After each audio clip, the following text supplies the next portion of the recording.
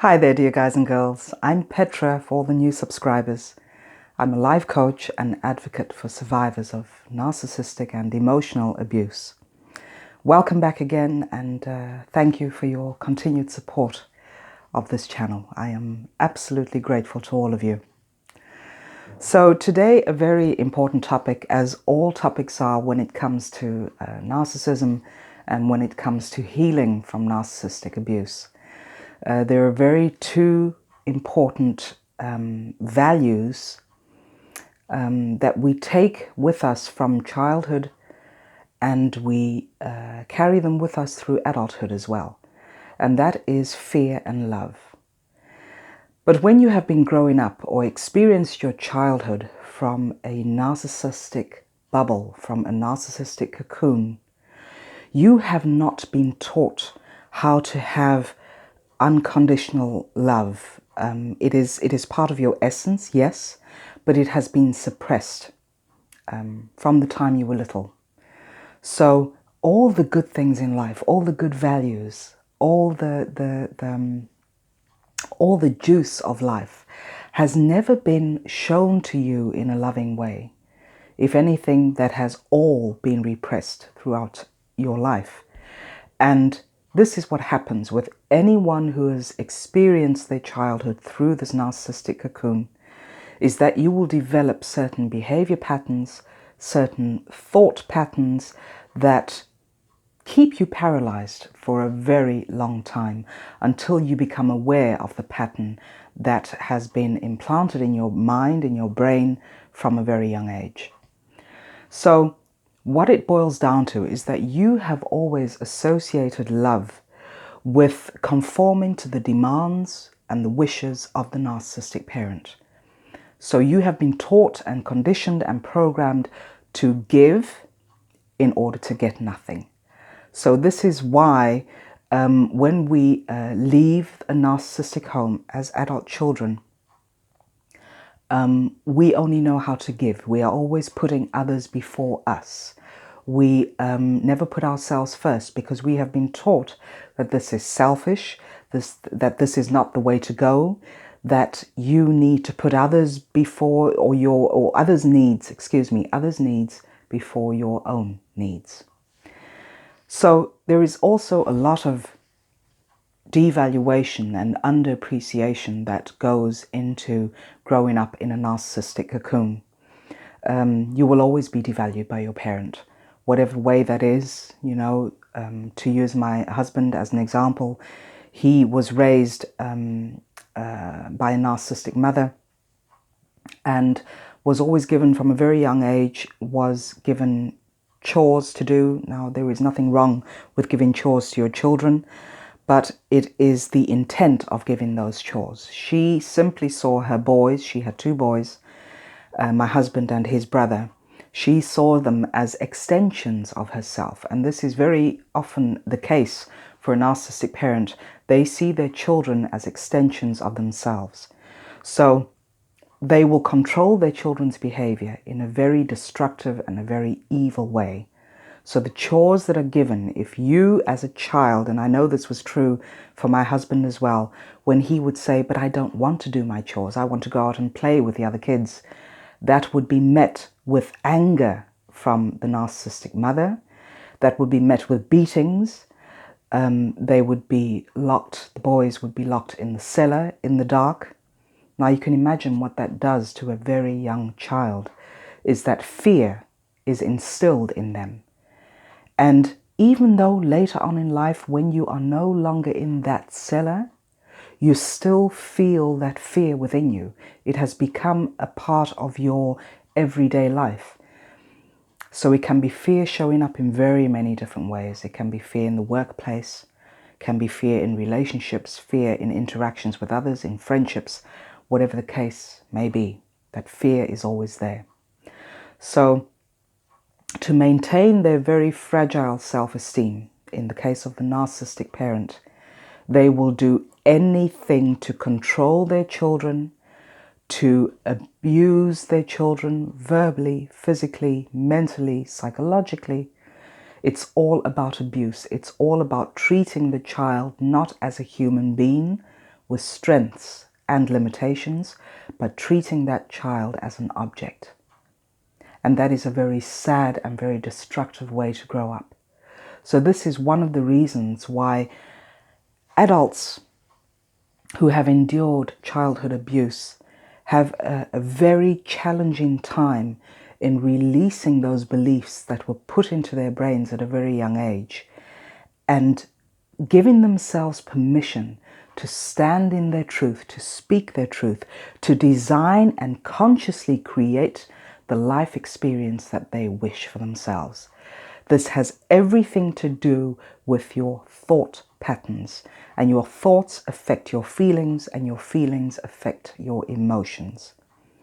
This is very important to understand, because when we speak about healing, it is about becoming conscious of what you are thinking and how that relates to your feelings and your emotions and ultimately your actions in life. So the guilt and shame that your narcissistic parent has instilled in you, and this is what all narcissistic parents do, they instill in their child fear, no love, but fear, shame, guilt. So when you are bombarded with these very toxic emotions as a child, you will get to the point where you feel paralyzed, and you will develop within yourself a way to keep yourself safe, a safety mechanism, which ultimately causes you to repress your feelings, your emotions, your thoughts, all of that, in the hope that you will gain some form of love from your narcissistic parent. This is what is taught to you, and this is why so many adult children of narcissistic parents have a very challenging time maintaining relationships. And I'm not talking about relationships with narcissists. I'm talking about when those healthy relationships show up in your life and you have not healed your core wounds, then you will not know how to handle a healthy relationship. So you will go about on autopilot, repressing the feelings of love and affection because this is your normal, this is what you grew up in.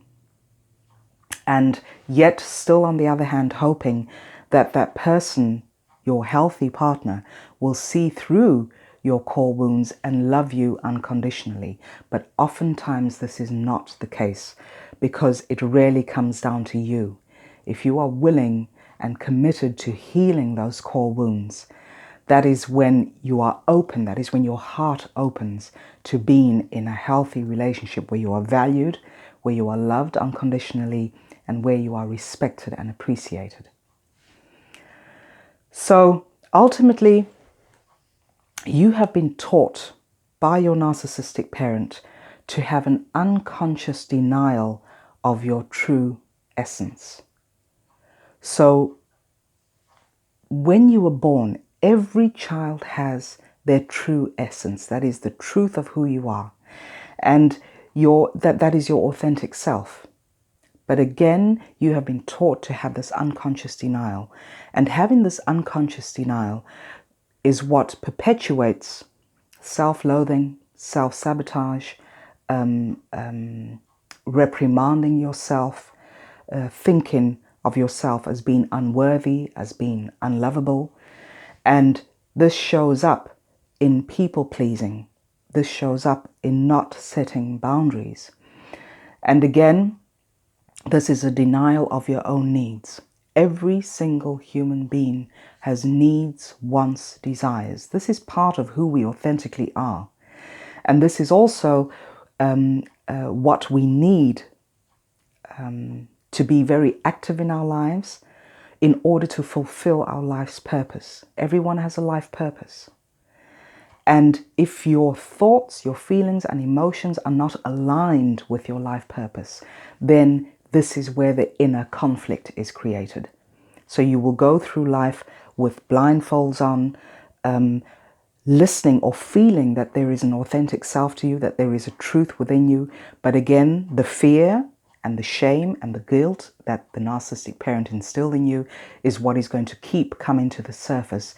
And this is what ultimately paralyzes you in moving on, in making decisions for yourself, in being life fulfilling.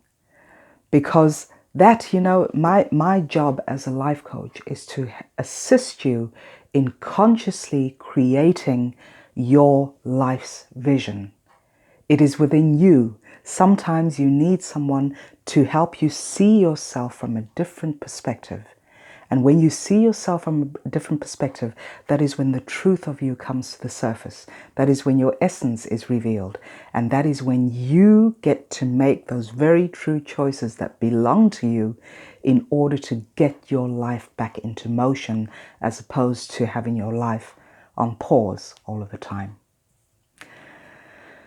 So, again, the narcissistic parent will never truly see the child as a unique human being with wants, wishes, desires, strengths, limitations.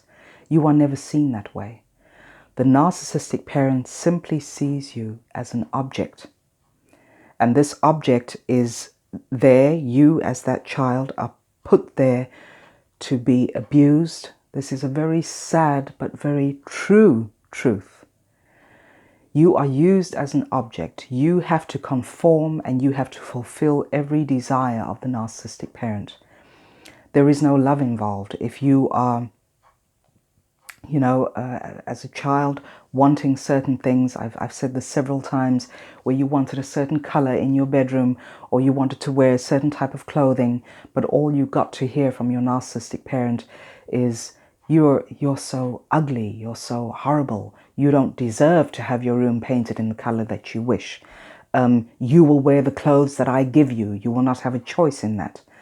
You know, to an outsider hearing this, it may sound frivolous, it may even sound untrue, but this is the very truth of what a child goes through when being raised by a narcissistic parent or both narcissistic parents, is that you are not taught to develop your emotional intelligence. You are not taught to develop your strengths. You are not allowed to show your limitations. Everything is shut down. And then you reach a point of numbness. So you go from living, you know, as a baby, you are unconscious. So you just be, you just are. You go from living to being numbed out by all the pressure that has been put on you and all the untruths that have been instilled in you by your narcissistic parent. And when you reach that level of numbness, then you put your life on hold. You see yourself simply as a function of the desires and wishes of another.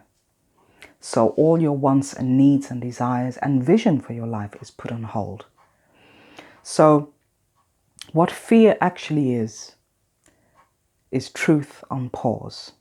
Fear is truth on pause. Empowered action is your truth in motion. And these are very important questions to ask yourself. Is what is it I truly want? You know, it is a very simple question when you verbalize it. What is it you truly want? But it is a very challenging question to answer. And in order to answer that question, you have to get real about what you have been through. You have to speak that truth. And when you have spoken your truth, you are releasing that fear. The fear that was given to you by the narcissistic parent. You get to release that fear and then discover for yourself what your truth is, what your authentic self truly looks like. And there is never equality. You know, when you are in a narcissistic home, been raised that way, or when you as an adult have been through a narcissistic relationship, there is no equality in that relationship. There is no truth in that relationship. Again, you are confronted with the desires and the demands of the narcissistic partner in your life or parent in your life. And this also has to do a lot with your loyalty. You get into a loyalty conflict, as I have heard so often. And I know that my husband also went through this. He was a grown man. We had just started out in our relationship together, but he felt a certain sense of loyalty still to his narcissistic mother. So he would still do for her and visit her. It may not have been very often, excuse me. But the truth is that he did, because he was having this inner conflict with himself about being loyal to his mother, and yet also acknowledging that he was not raised in a loving way. He was raised in a very destructive way. He had that conflict going on. And there comes a point where you have to release that conflict by realizing that it is all fear-based. The reason why we are kept paralyzed in life is because we are fearful of being successful, fearful of really being able to do the stuff that we truly desire for ourselves. We are fearful of being judged by others. What if I shine my light so bright that others will judge me for that? You know, these are all the answers that you receive when you ask yourself this very important question: what is it that I truly want? And then to check your answers, because your answers are based on your thought patterns.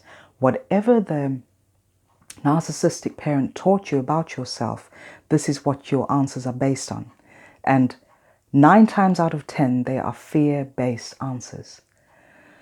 So it really takes looking at that fear and saying, right, the fear that I am holding, it's actually a belief. And when you are holding that belief of fear, you are really saying, I value you. This is valuable to me. So when you release that value, that is when you are able to really get down to the nitty-gritty, where you can see that it is all about allowing your authentic self to shine through, not denying that anymore.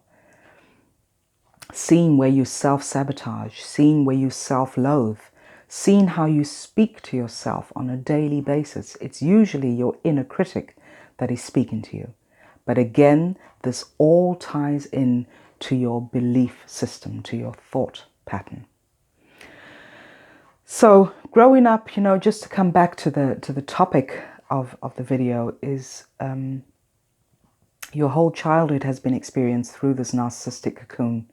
And when that cocoon is burst, when that bubble is burst, that is when you get to make different choices. And it really is about making different choices for yourself. That is not selfish. It is self-care. To quote one of my clients, you know who you are.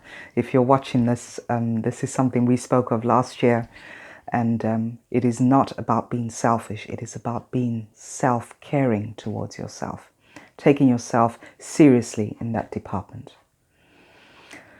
So when your narcissistic bubble has been burst, you know, growing up in a narcissistic or dysfunctional home, then it is really up to you to consciously create a new bubble. Because even though the bubble has been burst and you are no longer in that situation where you are being, excuse me, I have a very dry throat, where you are no longer in that situation of literally being abused by your narcissistic parent, even though that is no longer the case, you are not physically in that situation anymore, the memory is what you still carry with you. The beliefs are what you still carry with you. Your thought patterns are still there. So healing is all about recognizing your thought patterns, recognizing how your thoughts affect your feelings and how your feelings ultimately affect your emotions and your actions in life. So I hope that has been of some help.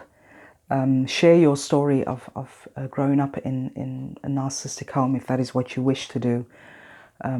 Thank you again for all your emails, and I try and take time out every day to answer every single one. So again, if there's been a delay in response, then please know that I cannot keep up all the time.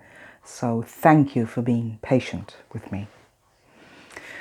Okay, take care of yourselves. Wishing you love and light, and speak to you all very soon. Bye-bye for now.